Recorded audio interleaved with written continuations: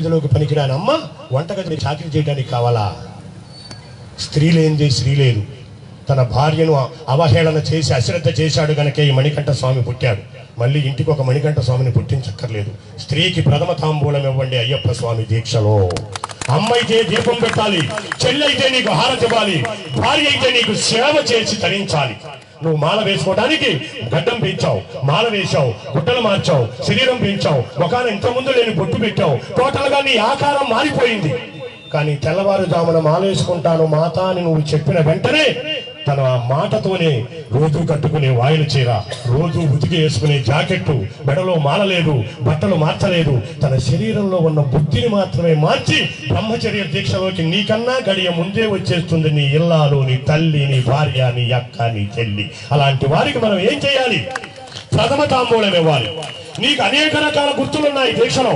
అందుకనే ఎవరన్నా అడిగినప్పుడు నేను దీక్ష తీసుకున్నానని చెప్పకూడదంట స్వామి. మేము దీక్షలో ఉన్నాం అంటే ఇంటికాడ ఒక మనిషి కూడా ఉన్నది. జగద్గురువులైనటువంటి రామకృష్ణ పరమహంస తను దీక్ష వహించి బ్రహ్మచర్యాన్ని స్వీకరించడానికి ముందు పరిగెత్తుకుని ఇంటికి వచ్చి తలారా స్నానం చేసి మెట్ల బజారులో ఉన్నటువంటి రోడ్డు మీద నుంచుని సూర్యుడిని చూస్తూ, నాకు నేను చెయ్యొచ్చు శారదాంబ, కానీ బ్రహ్మచర్య వ్రతం నీతో అనుమతితో మాత్రమే కుదురుతాది, అందుకని నా తల్లిగా నన్ను అనుగ్రహించని పాదాల మీద పడ్డాడట. ఆ మాట విన్నప్పుడు వదిలిపెట్టిన కురులు ఆ జన్మాంతం శారదా పరదేవత జడ ఎరబోసుకునే మనకు ఫోటోలో కనపడుతుంది. రామకృష్ణ పరమహంస భార్య తల్లి అయిపోయింది బ్రహ్మచర్య దీక్షలో. అలా నీ భార్య ఏమవుతుంది? మాత అని సంబోధిస్తున్నావు, తల్లి అవుతుంది. బిడ్డ, మాల వేసుకున్నవాడు నాకు బిడ్డ. ఎంతకాలం? మండల కాలం. గురుముద్ర, శాస్త్రముద్ర, రుద్రముద్ర, విష్ణుముద్ర, శివముద్ర, సత్యముద్ర, కేశముద్ర, శాంతముద్ర అనబడి ఈ ముద్రమాల, ఈ 30 రూపాయల లంగియ, 3 రూపాయల మాల, 30 పైసల విభూతి చందనమా, సుబ్బారావు సుబ్బారావు స్వామి, రంగారావు రంగారావు స్వామి, రాంబాబు రాంబాబు స్వామి, లక్ష్మీనారాయణ లక్ష్మీనారాయణ స్వామి, అనేకమైన పేర్లు మొదలు మీకు స్వామి జరుగుతున్నారు. మీరు అన్నవరం వెళ్ళారు, దేవుడు దేవుడే నువ్వు నువ్వే. మీరు తిరుపతి వెళ్ళారు, దేవుడు దేవుడే మీరు మీరే. మీరు సత్యదేవుడి దగ్గరికి వెళ్ళారు, సింహాచలం, దేవుడు దేవుడే మీరు మీరే. మరి 30 రూపాయల లుంగి కట్టి 3 రూపాయల మాల వేసి విభూతి చందనాలు పెట్టుకుంటే నిన్నటి దాకా తిట్టిన అమ్మ, నిన్నటి దాకా పొగిడిన నాన్న, నిన్నటి దాకా 3 రోజులు అవుతుంది వెళ్ళాడు, వచ్చాడు, గేటు తీశాడు, పెట్టవే వచ్చాడుగా కొడుకు అని చెప్పి తిట్టే నాన్న వాళ్ళ కొడుకుని వాళ్ళ అమ్మ నాన్నే తిడతంటే ఈడి పిల్లలు చూసి ఆ ఇంట్లోనేమో కొడుకు రాగానే ఎదురెళ్ళి కాళ్ళకు నీళ్ళు ఇస్తున్నారు, మా ఇంట్లోనేమో మా నాన్న రాగానే మా నాయనం ఎందుకు ఇలా తిడుతుందని తండ్రిని అడగలేక, తాతను మాట్లాడలేక, ఏమిటో మా నాన్న తప్పని తన మాటను తనలోనే పెట్టుకుని ఒక సమయానికి, నాన్న పక్కింటి పిల్లలందరూ స్కూల్కి వస్తున్నారు నాన్న, వాళ్ళ అబ్బాయిలు వాళ్ళ నాన్న తీసుకొస్తున్నాడు, జారిపోయే వాటర్ బాటిల్ని పైకెత్తి, చిన్న కన్నా 4:40 వదిలి పెడతారు, నేను వచ్చేప్పటికి 5 అవుతుంది, రోడ్డు దాటపాక అక్కడే ఉండి నేను వచ్చి తీసుకెళ్తానని రోజు వాళ్ళ తల్లిదండ్రులు వచ్చి బిడ్డలను తీసుకెళ్తున్నారు నాన్న. కానీ మేము 9 నుంచి 10కి వచ్చాం, 6వ తరగతి నుంచి ఇప్పటి వరకు ఒక్క రోజు కూడా నన్ను స్కూల్ నుంచి తీసుకురాలేదు.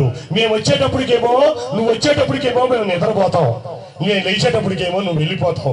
ఏంటి నానా నీ ఉద్యోగం అని చెప్పి తల్లినో తండ్రినో అడుగుతుంటే వీడికున్న దుర్వ్యసనాలు చెప్పలేక, నేను ఫలానా ఉద్యోగం చేస్తున్నానమ్మా, ఎయిర్ ఫోర్స్ అమ్మా అంటే గాలికి తిరగటం, ఎయిర్ ఫోర్స్ లో ఉన్నానమ్మా అని చెప్పలేక తల వంచుకుంటే ఇలాంటి భర్తను కట్టుకుని తన కన్న బిడ్డల చేతే ప్రశ్నింపబడుతున్నానని చెప్పి భార్య పౌడి చెంగు తడిచిపోయి ఉంటుంది. ఇప్పుడు ఎందుకు? కన్నీళ్లతో భర్తను అదమాయించలేక, పెరిగే బిడ్డలకు సమాధానం చెప్పలేక, తల్లిదండ్రుల యొక్క కోపానికి గురై వాడింట్లోనే వాడు దొంగతనం చేసే స్థితిలో ఉన్న ఎంతో మందిని ఒక ఫైనల్ మార్నింగ్ వాడి మనసు మారి గురుస్వామి దగ్గరికి వెళ్ళి చండపగిరిపేట శివాలయంకు రంగడగుడిలో ఉన్న అయ్యప్ప స్వామి గుడికి వెళ్ళి గురుస్వామి మాలవేయమని అడిగితే గురుస్వామి తన శక్తిని దారపోసి తన ముందు నుంచున్న వాడిని బిడ్డగా తలిచి గురుముద్ర శాస్త్రముద్ర అనబడే 108 పూసలు కలిగిన మాలని మెడలో వేస్తే నిన్న తిట్టిన నాన్న, నిన్న తిట్టిన అమ్మ, నిన్న ప్రశ్నించిన తండ్రి నిన్నటిని మర్చిపోయి గేటు తీసి నీకు హారతులిచ్చి, స్వామి వస్తున్నాడు, దేవుడు వస్తున్నాడు,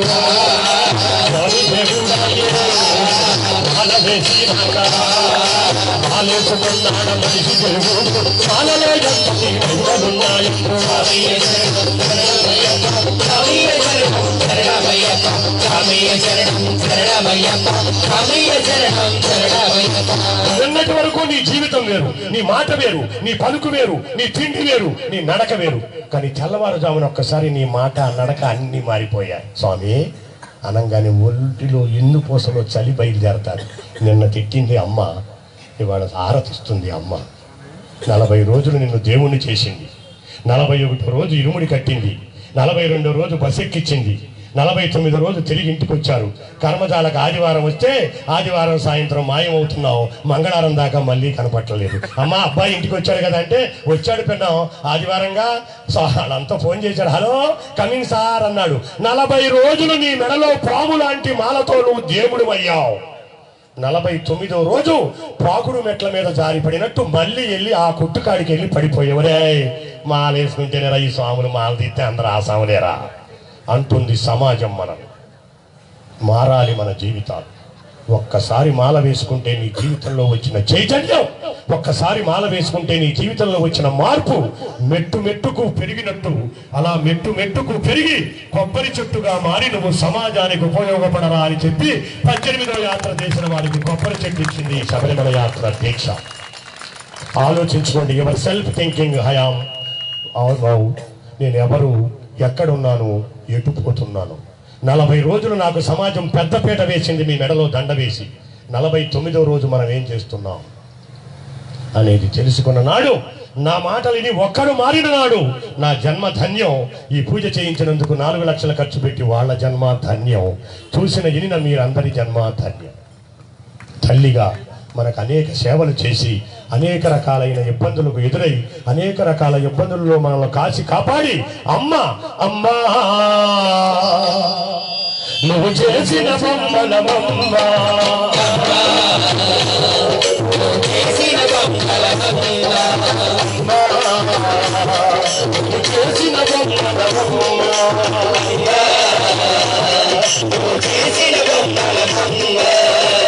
నాడు నీవు చిన్నావమ్మ,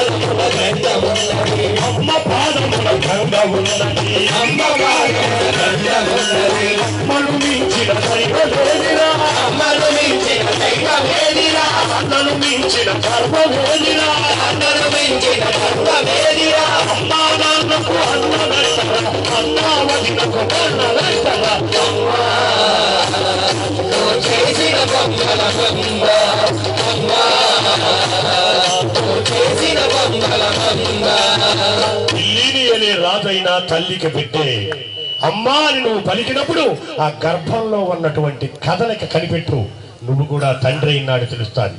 ఒక ఆయన భుజాల మీద ఎక్కి తిరుపతి వెళ్ళాడట.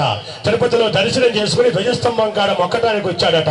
అప్పుడు పక్కనున్న ఆయన అడిగాడట, ఏరా పిల్లోడా దేవుడిని బాగా చూశావా అని. చూశాను కానీ తాతయ్య, దేవుడు దర్శనమైన తర్వాత కానీ నాకు తెలియలేదు, నేను ఇప్పటి వరకు ఇంకొక అంటే నేను చాలాసార్లు చూశాను. మొదటిసారి కొడుకొచ్చాడు కనుక వాడికి కనపడదని తన దర్శనాన్ని మానుకుని ఆ కొడుకుని భుజాలెక్కించుకున్న తండ్రులు ఎంతమంది ఉన్నారు ఈ సభలో. తండ్రులకు సలాం. అప్పుడు అనిపించింది వాడికి, ఎప్పుడు తాతయ్య దేవుణ్ణి అయితే చూశాను కానీ బయటకు వచ్చినా కానీ తెలియలేదు, ఇప్పటి వరకు నేనున్నది ఒక దేవుడి భుజాల మీదేనని. అది తండ్రిగా మనకిచ్చిన అర్హత. మీరందరూ తండ్రులయ్యారు, ఇప్పుడు తెలుస్తుంది మీకు అర్హత. కడుపు నిండా ఆకలుండి జేబు నిండా డబ్బుండి, కడుపు నిండా ఆకలుండి జేబు నిండా డబ్బుండి తినటానికి పదార్థాలు అందుబాటులో ఉన్నా కూడా నేను ఈ పూట ఇడ్లీ తినటం మానుకుంటే దొరికే 14 రూపాయలు రేపు నా బిడ్డ పెళ్లి నాటికి చక్కని పూల పంట కొనటానికి వస్తాయని చెప్పి దాచుకుని ఆ పూటకి ఆకలిని నీళ్లతో చంపుకునేవాడు రా తండ్రి అంటే. అలాంటి తండ్రి ఆశలకు ఎంతమంది బిడ్డలు గండి కొడుతున్నారు, ఎంతమంది బిడ్డలు తండ్రి మాట వింటున్నారు, ఎంతమంది బిడ్డలు తండ్రి యొక్క ఆలనా పాలనలో బతుకుతున్నారు ఆలోచించండి. ఊరికొక రామ మందిరం, సందుకొక సాయిబాబా గుడి, ఊరికొక రామ మందిరం, ప్రతి సెంటర్లోనూ ఒక దుర్గాదేవి ఆలయం, వినాయకుడి ఆలయం. ఇవి చూసుకుని మనం త్వరలు కొట్టుకోవాలా? ఊరు బయట పిల్లలు వదిలేసిన పెద్దల కొరకు ఏర్పాటు చేసిన ఓల్డేజ్ హోములను చూసుకుని మనం సిగ్గుపడాలా తెలియని స్థితిలో ఉంది ఈరోజు హిందూ ధర్మం.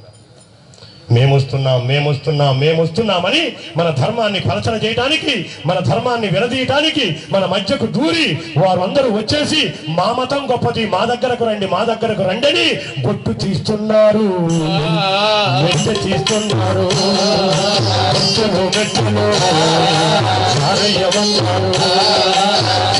ధర్మాన్ని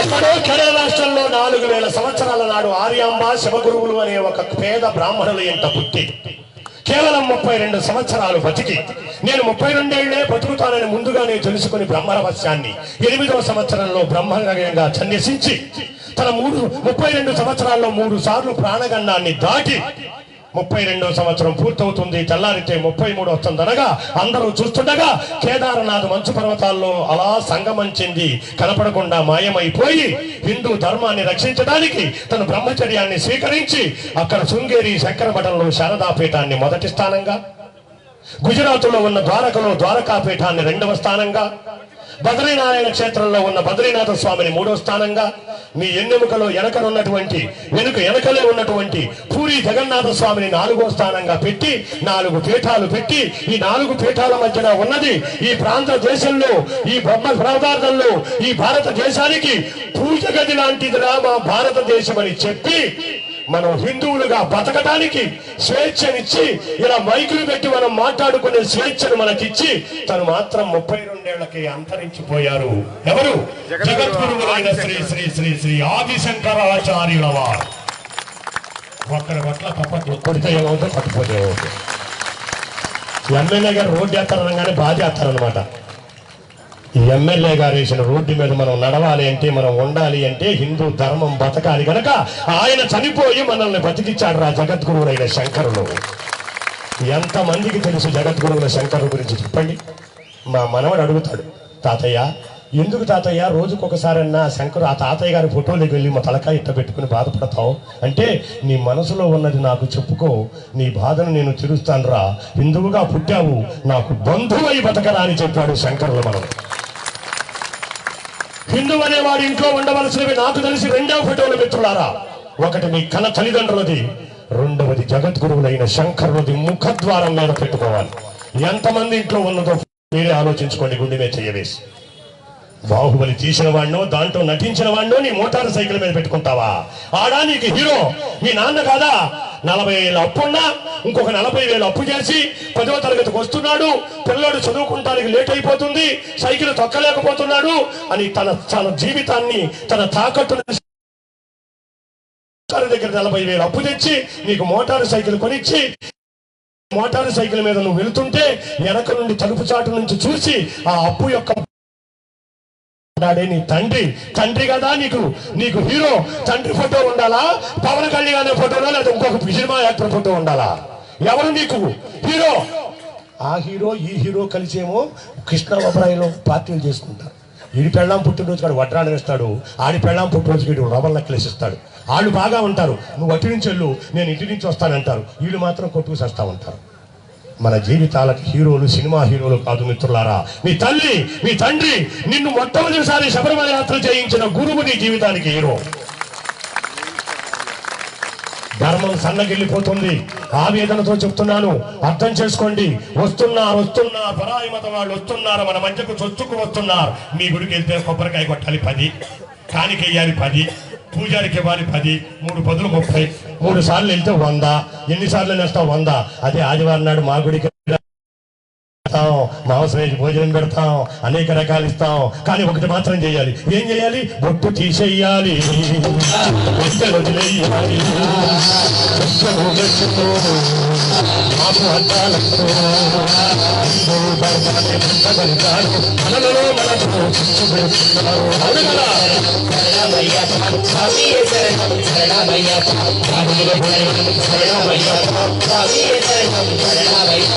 హిందూ ధర్మంలో లేనిది ఏమున్నదని మిత్రమా పరుగులెత్తుతున్నావు? నీ ధర్మంలో లేనిది ఏమున్నది? ఆ మతంలో అనేక రకాల సూత్రాలు, అనేక రకాల కాంట్రాక్టులు. పురుషుడు స్త్రీ ఒకటవటానికి వేరే అక్కర్లేదట. ఇద్దరు కలిసి అగ్రిమెంట్ రాసుకుంటారట, ఒకే క్వార్టర్లో ఉంటారట. ఎవరికి ముఖం వచ్చినా రెండవ వారికి అగ్రిమెంట్ చించేసి వెళ్ళిపోతారట. వాళ్ళ కల్చర్ అది. కానీ మన హిందూ వ్యవస్థ పావలా పసుపు, 10 రూపాయల తాడు, 350 రూపాయలు పెట్టిన చిన్న మంగళ సూత్రం అనబడే చిన్న బంగారు రేకు. పురుషుడు నిలబడి స్త్రీ కూర్చుంటే చెర మధ్యలో పెట్టి చెర తీసి మాంగళ్యం తంతునానేనా మమ జీవన హేతునామని చెప్పి మంత్రం చదువుతుంటే, మంత్రం చదివేటప్పుడు వేసిన మొదటి ముడికి తల్లిదండ్రులను, రెండవ ముడికి అన్నదమ్ములను, మూడవ ముడికి ఇంటి పేరును గోత్రాన్ని మార్చుకుని మీ వెంట వస్తున్నారే త్రిమూర్తులు, వాళ్ళు రామల జీవితాలను ఉద్ధరించిన మహాదేవతలు. బియ్యంలో నుంచి రాళ్లు వేరు చేయవచ్చు, అన్నంలో నుంచి గంజిని వేరు చేయవచ్చు, ఇసుకలో నుంచి తైలాన్ని వేరు చేయవచ్చు, బంగారంలో నుంచి రాగిని వేరు చేయవచ్చు, కోడిగుడ్డులో నుంచి పిల్లను వేరు చేయవచ్చు. కానీ ఒక్కసారి రెండు కలిపి మద్దన చేస్తే జీవితంలో ఏ సైన్సు విడదీయలేనిది, ఏ ప్రొఫెసరు వేరు చేయలేనిది జీలకర్ర బెల్లము అనే 2 పదార్థాలను కలిపి మస్తకం అనే బ్రహ్మరంధ్రంలో తమలపాకుతో పెట్టి తెర తీసి ఒకరి ముఖంలోకి ఒకరు అరాఘడియ చూసుకోవాలట. అంటే 1.5 నిమిషం చూసుకోవాలట. తీసినప్పుడు పురుషుడు చూస్తాడట, నువ్వా నా జీవితాన్ని ఉద్ధరించి నన్ను ఒక ఇంటి వాడిని చేసి ఒక సమాజంలో ఒక బిడ్డకు తండ్రి చేయటానికి వచ్చిన దానివి నువ్వా? ఎంత త్యాగం చేశాడు మీ నాన్న. బంగారం దానం ఇచ్చారు, ఆవుని దానం ఇచ్చారు, భూమిని దానం